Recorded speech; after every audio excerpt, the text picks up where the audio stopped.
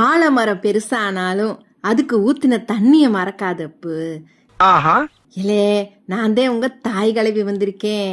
இன்னைக்கு ஒரு புது கதையெல்லாம் சொல்ல வந்திருக்கேன். ஒரு சின்ன குட்டி கதை சொல்லிட்டு கிளம்பு. இல்லே, நம்ம உலக மகா கால்பந்து வீரர் இருக்காரு இந்த கிறிஸ்டினோ ரொனால்டோன்னு. சின்ன வயசுல அவருக்கு சாப்பாட்டுக்கு ரொம்ப கஷ்டமா. 11 வயசுல லிஸ்பன்ல ட்ரைனிங் எடுக்கிறப்போ பசியோட மெக்டொனால்ட்ஸ் கடைக்கு பின்னாடி போய் நின்று மீதி இருக்கிற பர்கர் ஏதாச்சும் இருந்தா கொடுங்கன்னு கேட்பாராம். அப்போ அங்க வேலை செஞ்ச எட்னான்னு ஒரு அம்மா ரொனால்டோவோட பசிய தீர்த்திருக்காக.